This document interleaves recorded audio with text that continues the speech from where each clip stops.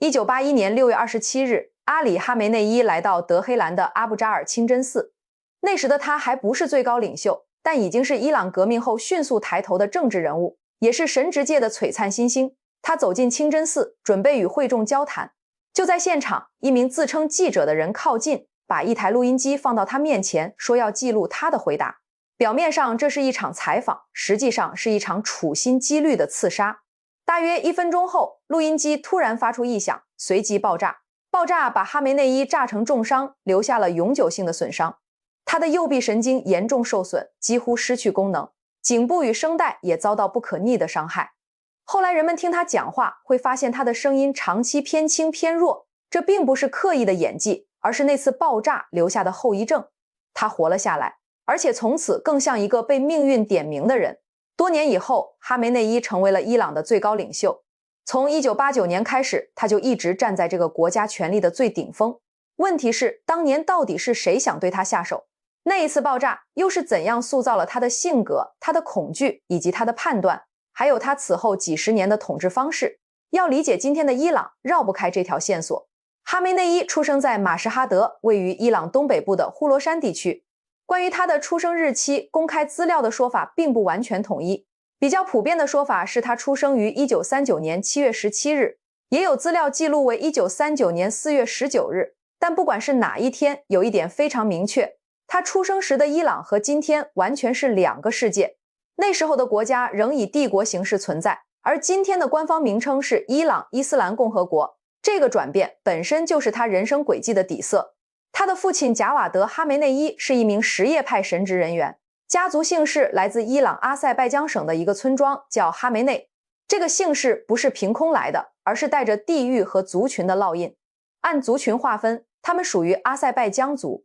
这个族群在伊朗境内人数众多，是伊朗最大的少数民族之一，主要集中在伊朗西北部。而在伊朗以北的阿塞拜疆共和国，他们则是主体民族。这个身份在伊朗政治里并不是无关紧要的细节，因为族群宗教与国家权力之间的关系始终是伊朗社会的一条暗线。贾瓦德在早年的时候曾经前往伊拉克的纳杰夫学习。纳杰夫在什叶派世界里地位非常高，因为这里是伊斯兰教第4任哈里发，也就是什叶派第1任伊玛目阿里的陵墓所在地。大家可以把哈里发和伊玛目简单理解成伊斯兰教的领袖头衔。贾瓦德完成学业后选择迁居至马什哈德。马什哈德同样是什叶派的重要圣地，因为那里安葬着第8任伊玛目。也就是说，哈梅内伊成长的宗教环境并非普通意义上的虔诚，而是位于什叶派精神地理的核心区域。在马什哈德，贾瓦德再次结婚，妻子据说受过良好教育，两人共同养育了多个子女。哈梅内伊的部分兄弟姐妹后来在伊朗社会也担任了重要职务。家族内部并非总是意见一致，也曾在政治立场上产生过分歧。例如，他的弟弟哈迪曾当选议员，并与改革派阵营有过联系。这类分歧在伊朗并不少见，因为在神权政治体系里，神职身份并不能保证政治观点完全一致，甚至同一家族内部也可能站在不同阵营。哈梅内伊的早期教育主要在父亲指导下完成。父亲后来被认为具备较高宗教学识，能够解释宗教法，在社区中比较受尊重。他们的生活条件并不富裕，哈梅内伊后来多次强调童年的清贫，说家里只有1间房和一个地下室，食物也很简单，靠面包、椰枣和葡萄干度日。但是我觉得这种叙述可能带有一定的政治修辞，因为掌权者往往愿意把自己塑造成出身寒微的人，以便于和普通人建立情感连接。但无论是否夸张，可以确定的是，这个家庭并非富豪阶层，而是典型的宗教家庭，清贫却有社会威望。哈梅内伊的成长不仅受家庭影响，也被伊朗近代史深刻塑形。伊朗在19世纪并未像许多亚洲、非洲国家那样被完整殖民，这让伊朗社会长期保留一种强烈的历史自尊与警惕西方的集体心理。伊朗拥有悠久的帝国记忆，从萨法维王朝到卡扎尔王朝，国家权力与什叶派传统相互缠绕。卡扎尔王朝信奉什叶派，这一宗教传统后来与1979年的伊朗革命在精神结构上形成了呼应。到了20世纪，伊朗进入剧烈转折。1921年发生军事政变，里萨汗崛起，后来建立巴列维王朝，推动更世俗化的国家路线。但第2次世界大战期间，英国和苏联担心伊朗倒向纳粹德国，出兵入侵，里萨汗被迫退位。他的儿子穆罕默德·里萨巴列维在21岁时继位。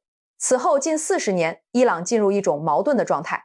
一方面，社会在某些层面相对开放，宗教管束不像今天这样全面；另一方面，国家机器极其强硬，秘密警察萨瓦克建立起严密的监视与镇压体系，酷刑与审讯成为政治的一部分。国王既想推动现代化，又对反对派充满恐惧，尤其恐惧宗教力量挑战他的世俗统治。而哈梅内伊就在这样一个社会里成长与受训，并逐渐走向政治化。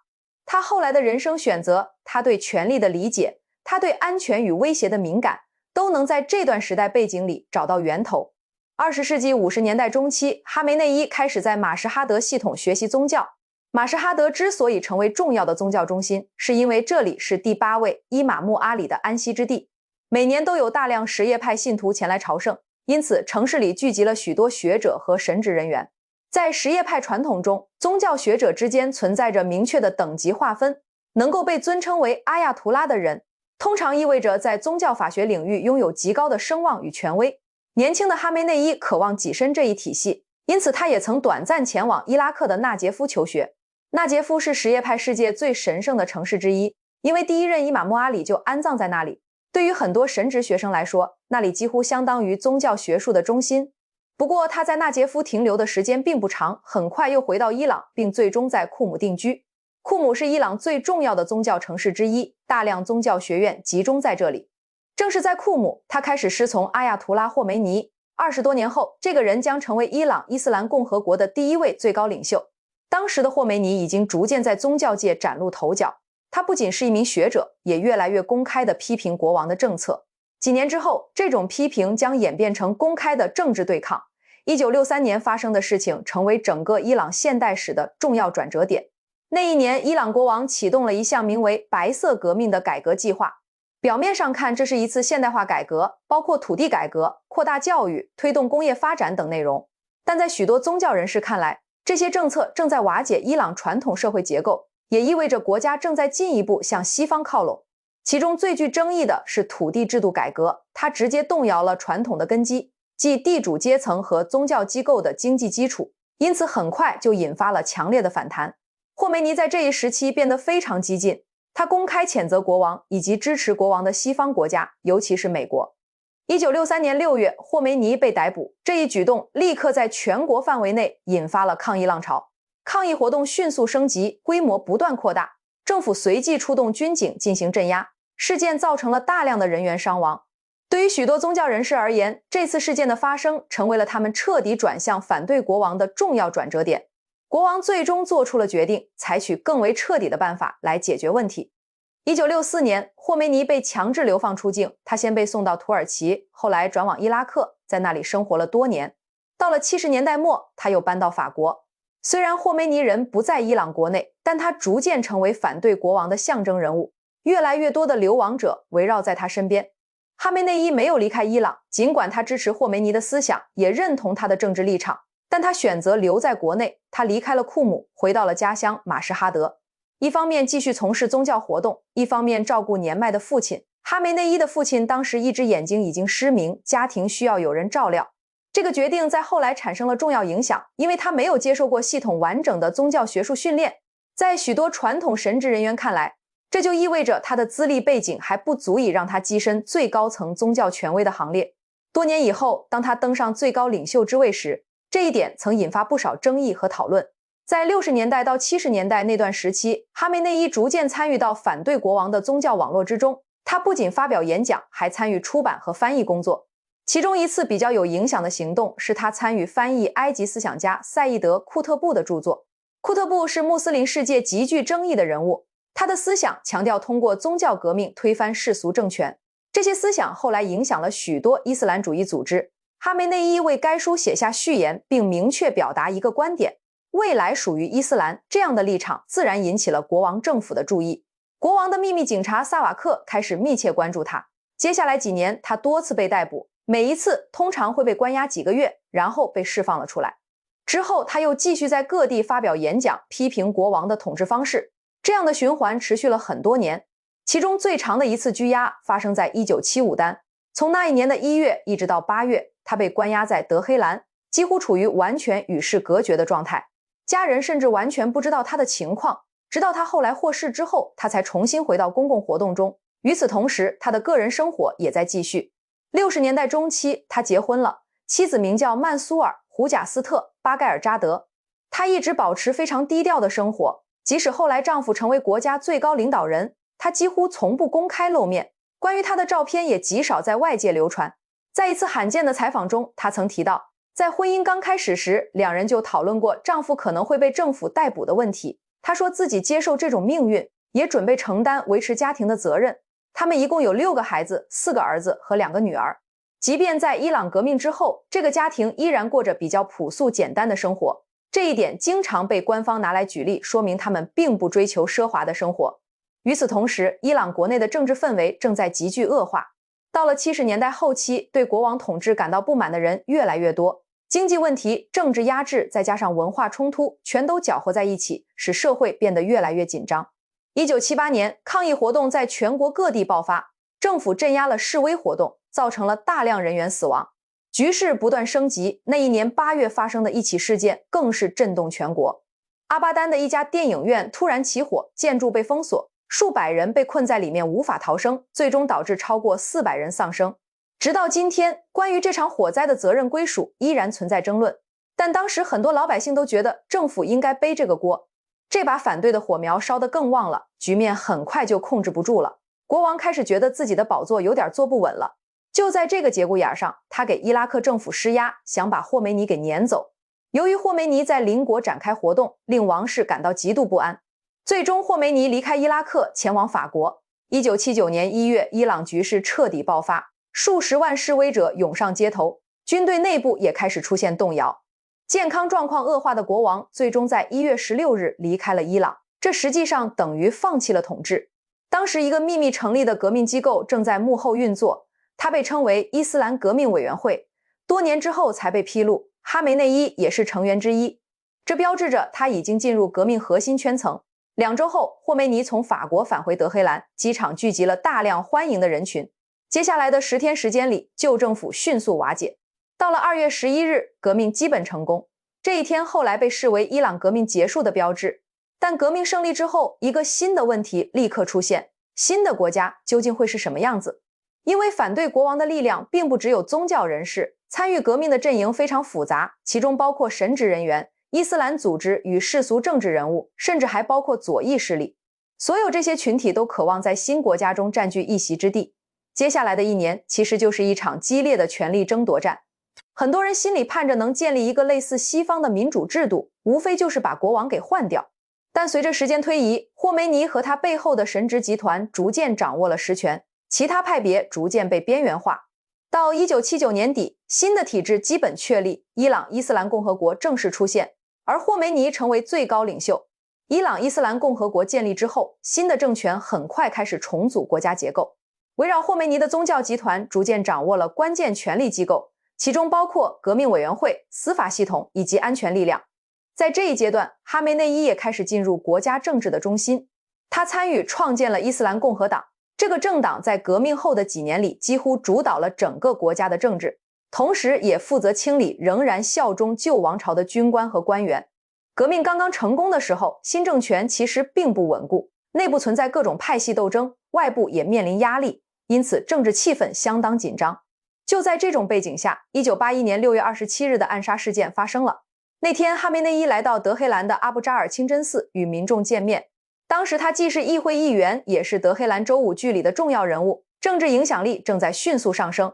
正因为如此，他也成为反对势力的目标。当时反对新政权的力量非常复杂，有支持旧王朝的人，有左翼组织，还有一些激进宗教团体。其中一个叫做福尔坎集团的组织特别敌视新建立的神职统治体系，他们认为伊朗不应该被一群宗教领袖控制。在清真寺的现场，一名成员伪装成了记者，把一台录音机放在了哈梅内伊面前。从表面上看，这是要记录采访的内容。大约过了1分钟之后，设备突然开始冒烟，并且发出了奇怪的响声，紧接着就发生了爆炸。后来在残骸中发现一张纸条，上面写着一句话：这是福尔坎集团的礼物。爆炸把哈梅内伊炸成重伤，他被紧急送往医院抢救。虽然最终活了下来，但伤势非常严重。他的右臂神经几乎完全失去功能，从此基本瘫痪，颈部和声带也受到永久损伤。之后他讲话时声音明显变轻，其实就是那次事件留下的后遗症。这次暗杀并没有结束他的政治生涯，反而让他的地位进一步上升。事实上，就在这次爆炸发生前不久，伊朗政坛已经发生重大变化。革命后的第一任总统阿布哈桑·巴尼萨德尔与宗教集团发生激烈冲突，最终被弹劾下台。继任总统穆罕默德·阿里拉贾伊上任仅仅几周，又在一场爆炸中遇刺身亡。这次袭击被认为是人民圣战者组织策划的。短短几个月之内，国家领导层连续遭遇袭击，使政权处在极度不稳定的状态。于是新的总统选举再次举行，那是1981年10月。尽管哈梅内伊的伤势尚未痊愈，但他仍然参与了竞选活动。伊朗的总统大选在程序上由民众投票选出，但候选人必须经过神职机构的审核，所以实际的选择余地其实被严格限制。在这样的体制框架下，哈梅内伊以压倒性的票数赢得选举，成为伊朗革命后的第3位总统。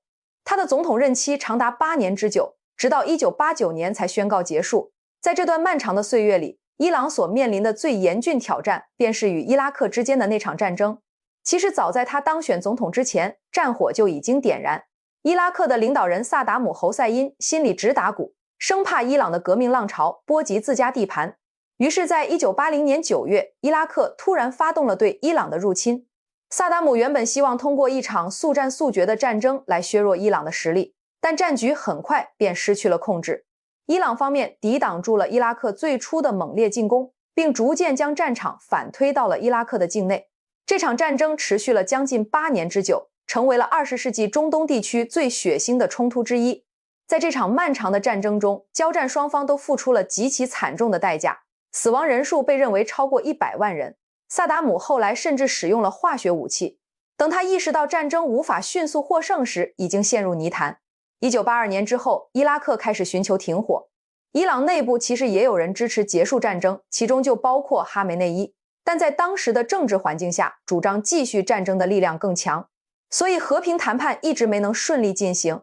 身为总统，哈梅内伊既要应对国内的政治局面，也得投身于战争事务。他多次亲临前线视察，同时在国内加紧对反对派的打压，以确保新政权能够稳固地运转下去。1985年，他再次投身总统选举，并以压倒性的高票成功连任。就在这个时期，国家真正的最高权力仍然牢牢掌握在霍梅尼手中。自从1979年回国之后，霍梅尼一直是伊朗政治与宗教体系的核心人物。但随着时间推移，他的健康状况不断恶化，关于继任者的问题开始在德黑兰的政治圈子里被频繁地讨论起来。1989年6月3日，霍梅尼去世，对于伊朗政权来说，这是一个极其敏感的时刻。神职领导层担心，如果继任问题处理不当，可能会引发政治混乱。负责决定继任者的机构是专家会议，这是一个由宗教学者组成的机构，在伊朗政治体系中拥有重要地位。霍梅尼去世后的第2天，他们就召开了会议，讨论接班人的问题。当时并没有一个众望所归的明确继承人。许多宗教领袖在宗教地位上其实更高，但他们的政治影响力却有所不足。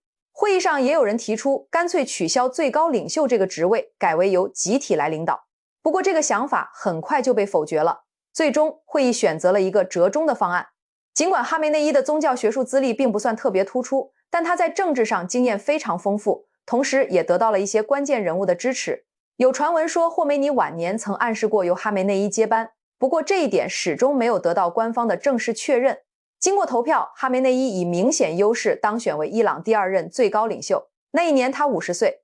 这个决定在当时被很多人视为出人意料，因为按照传统标准，他并不算最具资格的人选。但从政治角度看，他却成为最容易被各方接受的折中人物。当他上任时，中东局势正在剧烈变化，伊朗刚刚结束与伊拉克长达8年的战争。与此同时，地区其他国家也在经历动荡。萨达姆·侯赛因随后入侵科威特，引发第1次海湾战争。美国迅速组织国际联盟进行军事干预。在伊朗周边，阿富汗陷入内战，苏联也即将解体。北方的阿塞拜疆和土库曼斯坦成为新独立国家，整个地区的政治版图正在被重新绘制。就在这种动荡环境中，哈梅内伊开始了自己的长期统治。哈梅内伊成为最高领袖的时候，伊朗刚刚走出战争的阴影，国家需要重建，社会也需要稳定，但周围的世界却正在发生剧烈变化。与伊拉克的战争在1988年8月结束，战争结束后不久，萨达姆侯赛因再次将目光投向国内，对伊拉克北部的库尔德人发动了残酷的镇压行动。2年之后，他又做出了一个严重的战略误判，悍然入侵科威特。这一鲁莽之举立即引发了国际社会的强烈反应与谴责。美国迅速牵头组建联盟，发动了战争，也就是后来被称为第一次海湾战争的冲突。伊拉克军队很快被击退，但萨达姆本人仍然留在权力位置上。与此同时，伊朗西方的黎巴嫩内战也接近尾声，这场战争已经持续了15年。在东方的阿富汗，局势同样混乱。苏联撤出之后，原本联合起来对抗苏联的各派武装很快彼此开战，国家陷入新的内战。几年之后，塔利班在这片混乱中崛起，北方的变化同样巨大。苏联在1991解体，原本属于苏联的阿塞拜疆和土库曼斯坦成为新的独立国家。对伊朗来说，这意味着北部边境突然出现了新的政治格局。这些变化不仅影响外交，也影响伊朗国内的社会情绪。例如，阿富汗内战导致大量难民进入伊朗和巴基斯坦，而在伊朗内部，一些少数民族地区也开始出现更强的分离主义情绪，包括阿塞拜疆族、库尔德人以及俾路支人。在这样的环境中，哈梅内伊逐渐巩固自己的权力，其中一个重要工具就是伊斯兰革命卫队。这支力量最初是在1979年革命后建立的，目的并不是取代正规军，而是作为一种专门保护伊斯兰革命的武装力量存在。换句话说，它不仅是一支军队，更是一种政治力量。在霍梅尼时期，革命卫队已经扮演了重要角色，而在哈梅内伊上台之后，这支力量进一步扩大，并且变得对最高领袖极为忠诚。随着时间推移，革命卫队的影响力不断增长，它不仅参与军事事务，也进入经济、政治和社会生活的多个领域。国家资源被用来强化这支力量，而其指挥体系则牢牢掌握在最高领袖手中，许多关键职位都由他亲自任命，以确保忠诚度。多年之后，这支力量已经成为伊朗政治结构中最重要的支柱之一。革命卫队的成员数量达到10几万人，对社会各个层面都具有影响力。在对外政策上，伊朗也逐步构建起自己的地区关系网。革命之后，伊朗一直努力在中东地区扶持那些与自己理念相近的势力，特别是针对以色列的反对力量，同时也与一些逊尼派主导的政权组织对抗。其中最关键的一个便是黎巴嫩的真主党。这个组织诞生于黎巴嫩内战时期。70年代，大量巴勒斯坦武装进入黎巴嫩，使这个国家本已脆弱的政治结构进一步崩溃。后来以色列入侵黎巴嫩，又刺激了新的武装组织出现。在这样的背景下，真主党逐渐形成，并与伊朗建立了紧密联系，伊朗为其提供资金、训练和武器支持。随着时间推移，真主党不仅成为黎巴嫩国内的重要政治力量，也成为伊朗在地区战略中的重要伙伴。另一个与伊朗关系密切的组织是巴勒斯坦的哈马斯。这个组织成立于1987年，在加沙地带逐渐获得影响力。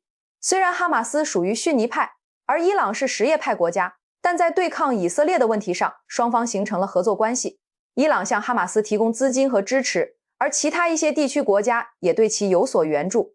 这种通过支持地区组织来扩大影响力的策略，逐渐成为伊朗外交政策的重要部分。与此同时，伊朗的核计划也开始引起国际关注。事实上，伊朗发展核技术的历史并不是从伊斯兰共和国开始的，早在1957年国王时期就已经启动相关计划，而且当时还得到美国的支持。冷战时期，美国希望盟友掌握核技术用于能源开发，因此曾向伊朗提供浓缩铀，并帮助建立研究设施。在革命之后，这些合作关系中断，核计划一度停滞。但到了90年代，随着哈梅内伊掌权，伊朗再次推动核项目的发展。伊朗政府一直强调这一计划的目的只是发展民用核能，用于发电和科学研究，但许多国家对此持怀疑态度。因为伊朗本身拥有丰富的石油和天然气资源，在这种情况下仍然大力发展核技术，这让外界非常怀疑其真实意图。围绕核问题的争议后来成为伊朗与西方关系中最核心的矛盾之一。在国内方面，伊朗经济在某些时期取得过明显增长。两伊战争结束后，国家进入重建阶段，经济一度快速发展。90年代初，增长率曾经达到相当高的水平。进入21世纪之后，由于石油出口以及与亚洲国家的贸易增加，经济再次出现扩张。不过，这种增长并不稳定，国际制裁、能源价格波动以及内部结构问题，导致伊朗经济在2010年代逐步放缓，失业率一直保持在较高水平。许多伊朗年轻人对未来的前景感到不满。对于一个坐拥丰富能源资源的国家而言，这样的发展速度显然难以满足社会的期待。与此同时，政治制度本身也持续引发争议。伊朗确实会举行选举，但候选人必须经过神职机构的审查，因此真正的竞争空间有限。尽管如此，在不同阶段，伊朗政治内部仍然出现过改革派与保守派之间的竞争。1997年，穆罕默德·哈塔米当选总统，他主张改革，希望在保持伊斯兰体制的同时，让社会更加开放。他提出要加强言论自由，减少政治上的限制，并推动经济与制度的改革。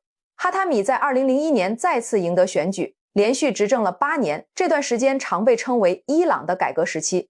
然而，改革并没有持续太久，随着政治环境的变化，保守派重新占据了优势。到了2004年前后，不少改革派的候选人失去了参选资格，政治上的空间变得明显更紧了。哈梅内伊和宗教机构加强了对国家政治的控制，社会上的不满情绪也一点点堆积起来了。早在1999年，德黑兰就发生过大规模的学生抗议，当时有一家报纸被关掉了，从而引发了学生的示威活动，随后演变为全国关注的政治事件。警方与抗议者发生冲突，多人死亡，上千人被捕。这是伊朗革命之后规模最大的一次反政府抗议。10年后，那股在1999年夏天就埋下火种的反对力量再次走上街头。人们既是在纪念那场抗议的10周年，同样也针对哈塔米的继任者内贾德谋求连任。官方正式宣布，内贾德以 63% 的得票率战胜了改革派对手米尔·侯赛因·穆萨维，取得了压倒性的胜利。然而，这份胜利从公布的那一刻开始就蒙上了一层阴影，几乎没人相信这是一场公正的选举。许多人坚信结果遭到了人为操纵，目的就是让内贾德继续掌权。消息传出后，数以百万计的伊朗民众涌上街头，愤怒不断扩散。最高领袖随即下令进行所谓的部分重新计票，大约 10% 的选票被重新统计，试图用这种方式安抚情绪，让公众相信体制仍然讲规则。可安抚只停留在表面，更强硬的手段几乎同时启动。伊斯兰革命卫队开始大规模逮捕民众，互联网遭到更严厉的审查，关于选举的讨论被迅速压下，街头集会被禁止，大学也被迫暂时关闭。2009年的抗议把伊朗的政治氛围推向更冷、更硬的方向，人们逐渐意识到选举背后是一套不断扩张的监控、审讯与监禁体系。自21世纪初以来，伊朗的统治逐渐变得更保守，也更专制。事实上，伊斯兰共和国从一开始就有多套安全机构，他们在某种意义上继承了巴列维王朝时期秘密警察萨瓦克的职能，只是换了旗号，换了语言，却延续了同一种逻辑，把社会当作潜在的威胁来管理。革命成功后不久，霍梅尼重组了安全力量，建立起全国性的警察体系。到1992年，这套机构已经成为全国安全力量的枢纽，雇佣人员超过25万。到了2005年夏天，正当改革时代走向尾声，最高领袖再次下达指令，在警察系统内部组建一支新的队伍。这支队伍被命名为指导巡逻队。在民间社会里，人们更常听到它的另一个称呼——道德警察。他们的主要任务是推行一套以伊斯兰教法为基础的社会行为准则，其中最为人熟知的一项规定便是对女性服饰的严厉监督与管控。更关键的是，这支力量并不受民选政府节制，它直接向最高领袖负责。这意味着它的权力来源不是选票，而是体制最顶层的命令。2022年，这个组织成为全球关注的焦点。一名年轻女性在拘押期间死亡，她叫玛莎·阿米尼。她被逮捕的理由极其日常，头巾的佩戴方式被认为不合规定。她的死亡像一根火柴，点燃了全国范围的新一轮抗议浪潮，也让世界再一次聚焦伊朗最臭名昭著的监狱之一——艾文监狱。那里长期被指控存在酷刑与系统性的人权侵犯，这些机构共同构成了伊朗统治结构中最坚硬的压制工具。这套体系在1989年后逐渐定型，进入21世纪后变得更严厉、更成熟，也更有效率。而残酷的现实是，正因为高压足够强，统治在许多年里确实显得有效。镇压、审查、逮捕与恐惧像钢筋一样把体制固定住，让政权以及最高领袖在长达数十年的时间里，权力始终被牢牢掌控。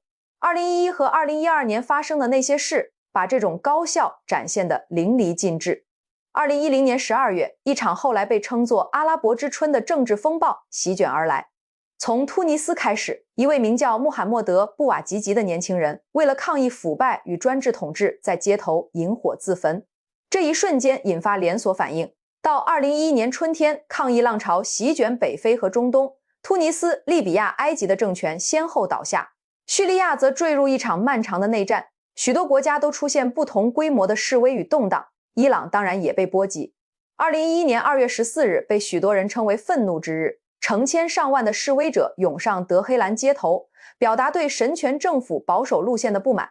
那一幕让人瞬间联想到同一时期的埃及。从1月25日开始，大量民众聚集在开罗的解放广场，最终迫使穆巴拉克总统下台。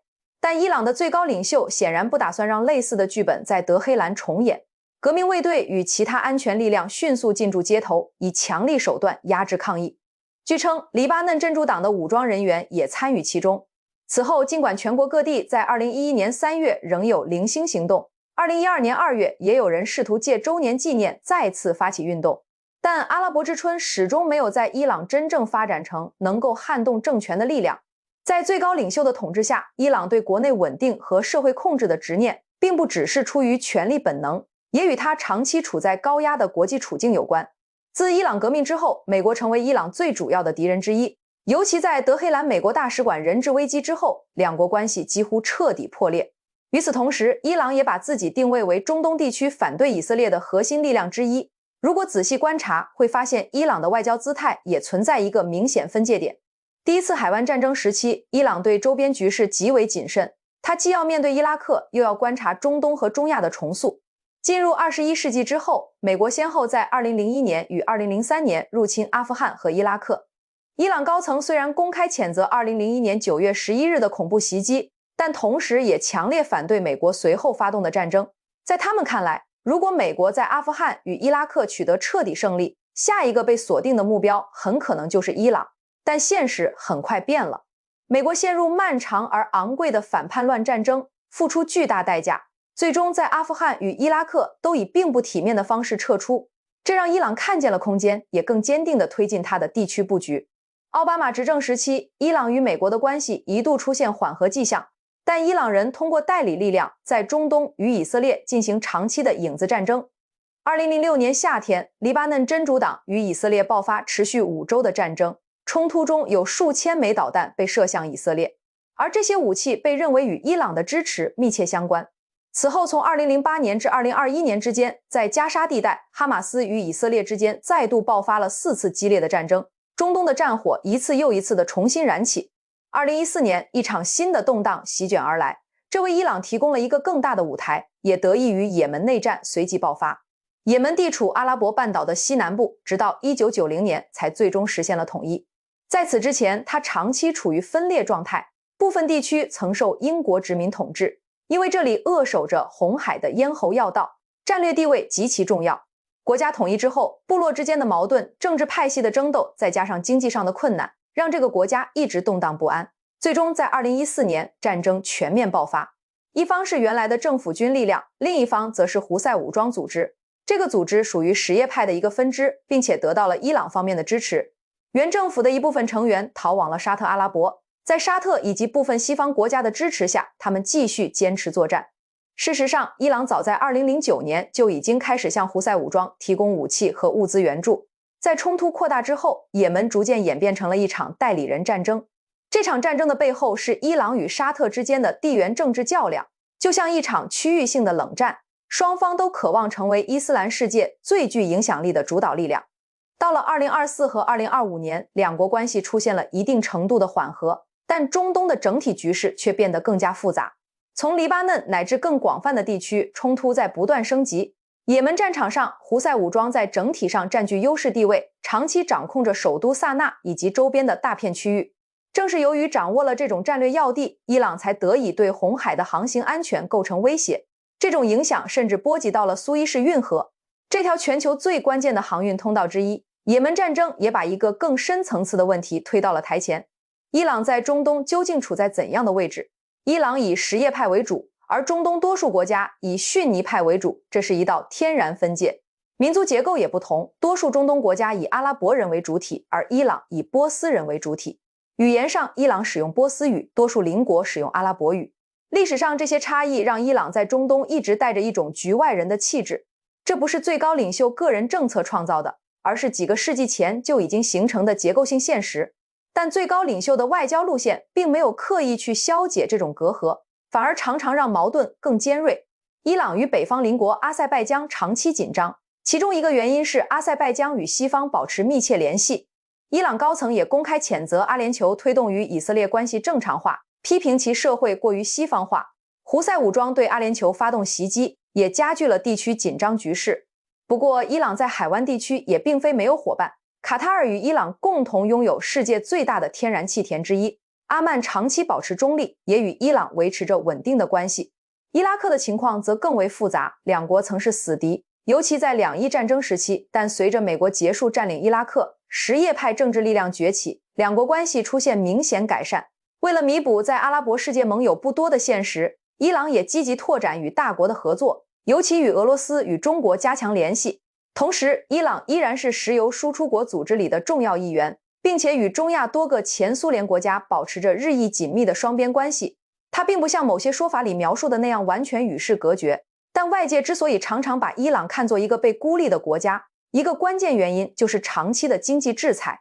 制裁严重限制了伊朗的贸易能力，尤其是限制了石油出口，而石油正是伊朗经济的地基。制裁的源头可以追溯到1979年，那一年美国首次对伊朗实施制裁，导火索是德黑兰人质危机。到1981年人质危机结束后，制裁一度解除，但缓和并未持续太久。1987年，美国再次实施制裁，新的制裁随着时间推移不断加码。在最高领袖的统治时期，制裁逐渐集中到一个核心议题，也就是伊朗核计划。西方制裁的强度常常随着外界对伊朗核活动的判断而变化。伊朗表现出合作，制裁就缓和；外界怀疑伊朗接近核武能力，制裁就升级。联合国也曾推动多轮制裁，目的就是限制伊朗铀浓缩，阻止其成为拥核国家。2015年曾出现一次明显转折，伊朗与奥巴马政府以及多国达成协议，签署联合全面行动计划，制裁压力随之明显缓解，经济一度回暖。但3年后，美国在特朗普任内宣布单方面退出协议，严厉制裁卷土重来。从那之后，核问题再次成为伊朗内政与外交的核心矛盾。在很长一段时间里，伊朗在地区的影响力看起来相当强势。胡塞在也门持续占优，伊朗在伊拉克影响扩大，真主党与哈马斯成为其重要代理力量，与中俄关系也更加紧密。可与此同时，中东的战火越烧越旺，越烧越近，最终把所有矛盾都推向更危险的边缘。2023年10月7日之后，中东的结构性矛盾被彻底点燃。哈马斯从加沙地带突袭以色列，造成大量人员伤亡，并挟持人质。这一击让以色列的安全体系出现巨大裂缝，也让以色列的报复逻辑彻底改变。战争不再是边境摩擦，而是一场被写进国家叙事的生存级战争。以色列随即对加沙发动大规模军事行动，战火迅速外溢，黎巴嫩南部的真主党开始向以色列北部持续发射火箭弹，也门的胡塞武装则在红海针对国际航运采取行动。表面上这是多条战线各自燃烧，本质上是一条看不见的链条被拉直，代理人体系被迫进入公开对抗的阶段。对于伊朗来说，这是一把双刃剑。过去很多年，伊朗依靠代理人网络把冲突挡在国境之外，让对手在灰色地带疲于应付。但当冲突升级到高强度、长周期且牵动国际航运与能源通道时，代理人就不再只是缓冲垫，它也会变成把伊朗拖入正面战场的牵引绳。此后的一段时间里，外界普遍认为伊朗的代理力量遭遇了越来越沉重的消耗。美国与盟友针对红海局势对胡塞目标进行多轮打击，加沙战场上的哈马斯被持续削弱，以色列也加大了对黎巴嫩方向的军事压力。很多行动也充满情报战的味道，不再是全面占领，而是精确摧毁指挥链、补给链和通信链，让对手还能站着，但就是打不出拳。而当这种打击方式被反复验证有效之后，冲突就会不可避免地继续升级，代理战争开始往直接对抗滑落。导弹与无人机跨越更远距离，攻击目标从边境变成纵深，从武装组织变成国家基础设施与关键人物。到2025年6月，局势出现新的跃迁。以色列对伊朗境内多个与核计划军工体系相关的目标发动打击，伊朗方面也确认有高级军官与核领域人员在袭击中身亡。这种打击的意义不在于炸了多少东西，而在于它改变了心理边界。原本被默认为不可触碰的红线，被一次次试探、突破再突破。当红线被踩到这种程度，伊朗最高领袖的处境就变得异常敏感。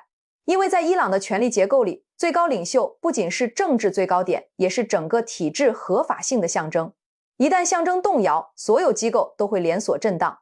革命卫队、司法系统、宗教网络、地方安全力量都会被迫进入一种先保命、再保全、最后保国家的模式。2026年2月28日，冲突达到了新的高峰。多家国际媒体报道称，美国与以色列对伊朗发动了大规模联合打击。伊朗最高领袖阿里·哈梅内伊在德黑兰遭到袭击身亡。伊朗方面随后也确认了这一消息。这一刻的冲击不只是伊朗失去了一位在位30多年的维系体制的核心人物，更是中东政治进入了一个极其危险的空窗期。外界很容易把这种时刻想象成政权立刻崩塌的开端，但更冷的现实往往相反。体制在遭遇斩首式打击后，第一反应通常不是松动，而是收紧。因为恐惧会让权力更集中，让安全机构更强硬，让任何分裂的苗头都被迅速压制。路透社的报道也提到，美国官员并不确信伊朗会很快出现政权更迭，原因正在于伊朗的机构韧性与安全体系的粘合度仍然很高。在这种背景下，继承安排、权力再平衡以及安全机构之间的互相制衡，就会成为决定伊朗走向的关键变量。谁能掌握合法性叙事，谁能掌握安全机器，谁能稳住经济与民生，谁就能在新的权力格局里站稳。而从更长的历史线索看，你会发现一个冷酷的循环。哈梅内伊年轻时经历过暗杀未遂，那次爆炸让他终身残疾，也把威胁无处不在的世界观刻进他的骨头里。后来他扩大安全体系，强化革命卫队，加固审查与镇压机制，都是同一种逻辑的延伸。宁可把社会压得更紧，也不允许体制出现任何可乘之机。因此，当他最终倒在战争升级的洪流里，这并不意味着那个逻辑会消失。相反，它可能以更尖锐、更不容置疑的方式被继任者继承。因为在权力真空出现的那一刻，所有人都会相信一句话：软弱就等于死亡。接下来的问题就变得非常具体，也非常残酷。伊朗会不会进入更强硬的军政河流，甚至让革命卫队进一步走向前台？伊朗会不会在核问题上采取更冒险的路线，用更接近核门槛来换取威慑？又或者连续的战争与制裁以及内部民意的长期消耗，最终迫使体制做出一次真正的妥协？答案并不在外部口号里，而在伊朗内部的3条线：权力如何交接，安全机器如何站队，普通人的生活还能撑多久？好了，本期内容到这里就结束了，感谢你的观看，我们下期见。